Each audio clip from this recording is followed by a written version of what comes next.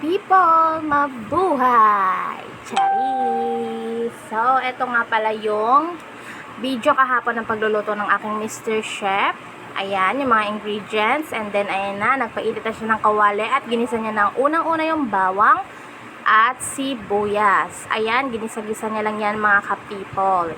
Alam mo mga ka-people, na relate upload talaga tayo kasi pag-araw ng linggo guys, ang daming nagpapatugtog kaliwat kanan ng ating mga kabahayan. Opo. Kaya hindi tayo nakakapag-edit kaagad. Kaya ang pinaka-time ko talaga sa pag-edit is gabi. At ayan nga mga ka-people, nilagay niya na yung dahon ng laurel. After niya nga ilagay yung dahon ng laurel at gisa, ayan, nilagay niya na mga ka-pips yung karne ng manok. At igigisa niya lang yan dyan mga ka-pips hanggang sa medyo golden brown na yung karne ng manok. Ayan, hinalo-halo niya lang yan mga ka-pips. Kailangan kasi isasangkot siya natin yan dyan sa mga iginisa nating bawang sibuyas at dahon ng laurel para manuot yung lasa ng ating mga ginisang sibuyas at bawang. At yan na nga, after niyang igisa-gisa, nilagyan niya yan po ng tubig. Siyempre, para lumambot naman po yung ating manok. At ayan na mga ka-pips, nilagyan niya na nga ng tubig. At ayan. Pakukuluin niya yan dyan at ilalagay niya yung oyster sauce. Ayan. Nilagay niya na yung oyster sauce. At haluin niya ng bahagya para kumalat yung ating nilagay na isang perasong oyster sauce. Kasi, yan po ay minudong manok na low budget. At ayan, nilagyan niya na ng pamintang pino. At sinunod niyang ilagay yung red bell pepper. Ayan. Tapos hahaluin niya mga ka-people. Yung asawa ko mga ka-people, pagka wala talaga siyang pasok, siya talaga yung nakatokang magluto. At ayan, tinakpan niya, inantay natin kumulo. At ayan, pag kumukulo na, ilalagay niya na dyan yung carrots at patatas. Ayan. Hahaluin niya ng bahagya yan mga kapips para lumubog yung carrots at patatas. At para mabilis na lang din siyang lumambot.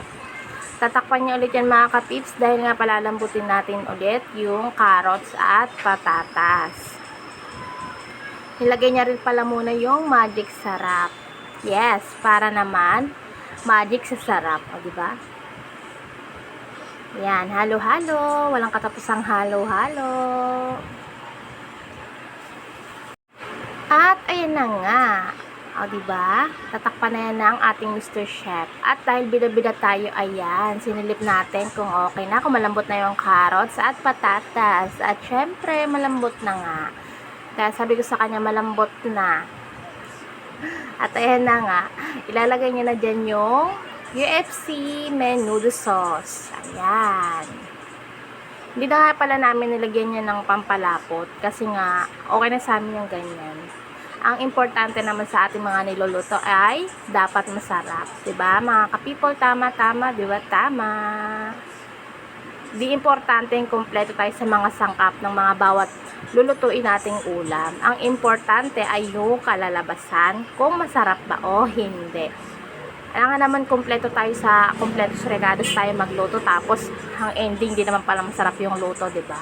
Sayang lang. Kaya di natin kailangan laging kompleto magluto. Ang importante masarap.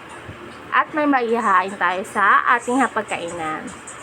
At ayan, hinahalo-halo na naman ng aking asawa. At ayan na nga mga ko-pips, sobrang bango na ng ulam na yan dyan sa part na yan. Naaamoy ko na talaga na amoy minudong manok na siya. At ayan, dahil nga nagugutom na ako, sabi ko sa kanya, baka luto na. Kain na tayo. At ayun na nga, eto na mga ka-people, kakain na kami.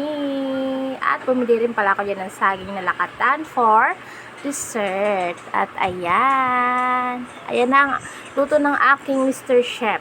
Menudo ala Mr. Chef. O, diba? Thank you, Papa G, sa mga blessings. Thank you for watching.